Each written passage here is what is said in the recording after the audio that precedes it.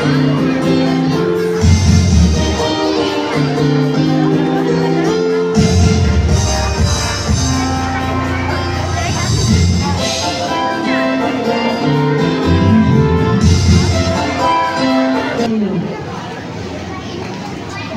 strong and courageous. Do not be terrified. Do not be discouraged, for the Lord your God will be with you wherever you go. A passage that was written in the book of Joshua, chapter 1, verses 9, a statement I am holding on to, a statement where I am standing for, and a passage where I believe for. A warm greetings and welcome to all. To our school principal, Sir Antonio T. Plantor, to our barangay officials headed by our barangay captain, Honorable Darwin Pakuliba, to our guests, keynote speaker, to our advisors, teachers, friends, parents, and graduates. Good afternoon. Maayong hapon, mabiyang malulang na Phil Floppy Di Calbo. Well, I ask, where and how should I start? What should I write and what should I say here in front? It always means palaging mahirap sa simula. The first step will always be the hardest one. Kahit nasa kapansinan sa atin, yun yung pinakamahirap at masakit, di ba? Kung tungkol naman sa buhay ko, parang ayaw ko na yung kwento dahil matatagalan talaga tayo. A brief story about a little girl with curly hair who's now a young lady but still a short girl. She was a young girl growing up who's afraid to be with people, always silent, a girl who dreamed just to sit in the crowd and clapping her hands for others, and just a little girl who dreamed to be with her family. Yet, time is really unpredictable. Her mother went abroad, but all of a sudden, she's now with a broken family, not knowing how did it happen. Her parents got their own family. She was literally crying sometimes seeing her parents smiling with their own new family. At wala nang masasakit pa sa isang anak na pinagmamasdan ng kanyang mga magulang having their quality time with their own family, na sana sa kanya iyon. As time goes by, her father died. She was 15 years old.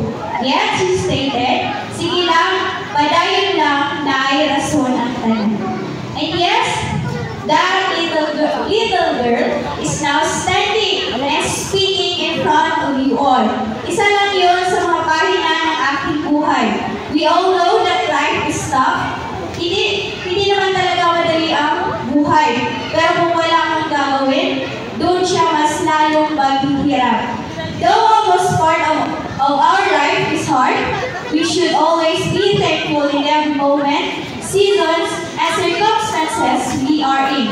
However, we must especially be thankful to those people that were there during that moment and season in our life. Remember, kailangan ang mga tauhan para mabuo ang isang kwento. At never magiging masaya ang taong nag-iisa. Sabi nga sa Biblia, it is not good for man to be alone. That is why those people who come and go into your life both have a purpose. They might bring joy or pain, lessons or blessing. You have to appreciate them. Dahil kahit paano may nagawa sila para sa iyo. At pinadala sila ni Lord sa iyo dahil ayaw man niyang mag-isa sa landas ng buhay mo. I will always appreciate the Almighty One in heaven, who knows who I am, who knows truly what I am going through in life. I would not be able to stand here in front of you on this day without His love, care, grace, and mercy upon me and into my family, and throughout my entire journey of my life as a student and as a person. My life as a student in Dato Pakuliba Integrated School would never have been completed without these people. My my classmates. Hi mga popcorns! I can't believe that we are really here na talaga. I really appreciate you all. You are one of those people that has a big part of my life. To the boys, I am grateful for your circles of barkada. Kay usahay, pampag-good vibes mo, usahay na po. Thank you for respecting me. Hindi ko malilimutan ang mga mukha nyo, tol. To Cutie, Ulay, Shani, Bennett, I was so glad na nakita mo o nakauban the whole journey of me being a student. You were so good, and I see you not just my classmates, but you are my sisters inside the classroom. I am very thankful to God. Lagi pa ilang pumiya sa ako, to Awen and Rufa, the dili mabuhi kung walay make-up. I love you both. You were so sweet sa ako, and I am thankful sa inyo.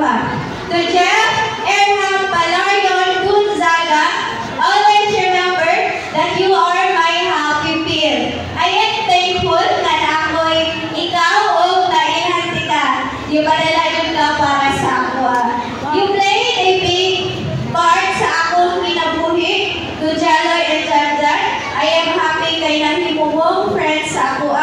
To my ate sa classroom, Ate Els, Ate Coco, and Ate Mai, thank you for being sweet and so genuine sa ako.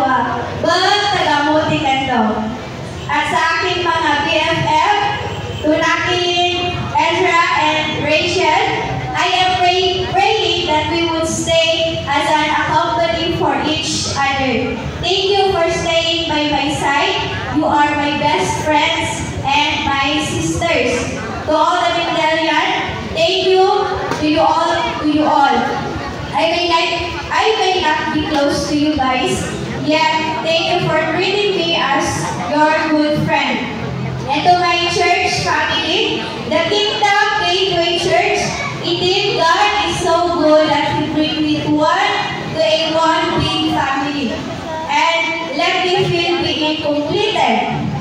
The way I imagine it, I realize that God let me belong to a family where I could feel that I am not lost in this world, that I am blessed and being chosen. To our pastor, Juanito Miguel Jr., together with his wife, Pastor Arlene Miguel, and Ate, thank you sa pag-feel sa ako nga.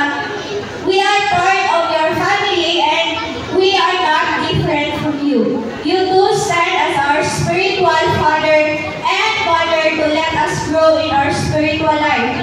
To Pastor Jollibee, Miguel Pablo, Ate, you were such a good mentor and teacher also in our spiritual aspects.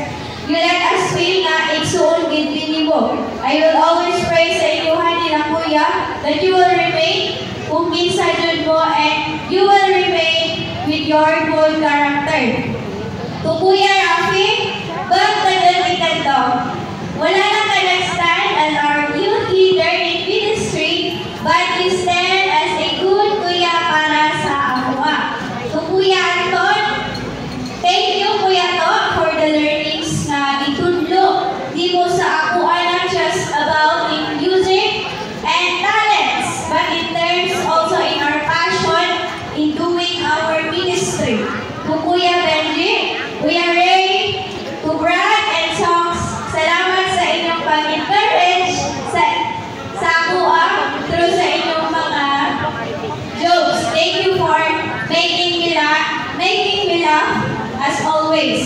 At sa aking mga ate sa church, thank you for standing as our ate in ministry. Sa aking mga sister, kay Naki, and kay Itay Marian, thank you for staying and encouraging me also. You're really my sisters in ministry. God is so good and He let me belong to this church. And to my family, though we're not to be completed again. But I am still blessed kay na sila po, dito. I am not here now if it is not because of how you took care of me together with my ate and with Yuri. I would not be able to stand here today if it is not because of your sacrifices. ug bisan patuloy si Papa kamura gihapon ang nag-atiman sa amo. You're the reason why we still remain here. I pray na naagihapon mo sa among tupad kay daghan mo pangandoy para ninyo. To my ate, even though I am a stubborn sister, still you remain as a ate. Salamat sa imong kahako sa amo bilang ate namo. To my mother, I know mas daghan pa ang panahon nga wala ka sa among tupad. Thank you sa imong kinabuhi kung dili pod pinaagi nimo. Wala man mi karon kauban sa among mga igsoon. Wala man ko makita sa mga igsoon na imong kaagian dito sa laing nasod. But I will always pray that God will always give you more strength. And thank you for all of your sacrifices. To Sir Rusty, Sir, thank you for remaining as a good teacher. You will never make a good student besides sa imo. Thank you, sir, for being kind. And you didn't think as not just a student, but also a person that is close to your heart. To Sir Norby Talos, sir, we will never forget you. You stand as our father along our journey in senior high. I will never forget your teaching, sir. Thank you for being such a good teacher and a father to us. To our advisor, Ma'am Archie May M. Zaragoza, thank you for all your sacrifices to us, your student. I hope that you will remain a good teacher, and I know that there will be a lot of students that will admire of how good and strong you are, not just a teacher, but also a person. I pray that God will always guide you, Ma'am Chi. To Ma'am Cha, you are a mother to all of your students. Thank you, Ma'am Cha, for letting us feel your love and passion towards us. I pray that you will remain beautiful and pretty always. And God will always bless you with goodness and kindness. To all the teachers, thank you so much for being an instrument to mold and shape us to a person we are right now. To our elementary teachers and junior high school teachers, thank you for shaping and molding us to be who we are right now. To Ma'am Gerling, Mayor Regato, thank you, Ma'am, for opening us in the world of journalism, and hoping, Ma'am, that all your learnings and teachings sa amo, those with hindi ko na wala siya malimtan. To Sir Ryan, Sir Julie, to Ma'am Rizel, thank you, Ma'am. Thank you sa inyo. I didn't know babayaran ang inyong kahago, but you will be always remain here in my heart.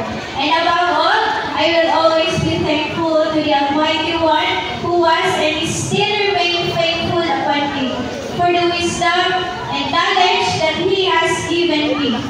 I believe that I myself would never contain such intelligence without His help. Throughout the different obstacles I am undergoing, yet still He is the same God that I serve and know. It is stated in 1 Thessalonians 5:16 to 18, always be joyful, never stop praying, and be thankful in all circumstances, for this is God's will for you who belong to Christ Jesus. Whatever we are going through, we should remain joyful, prayerful, and thankful. Our journey has not been in the end yet. It is just our signal to start the first step of our new beginning. A new beginning with hope, faith, strength, resiliency, and a new beginning with a brighter future. I will always put in my heart all of these people that have been part of my journey in life. I love them not because they have been good and kind, not because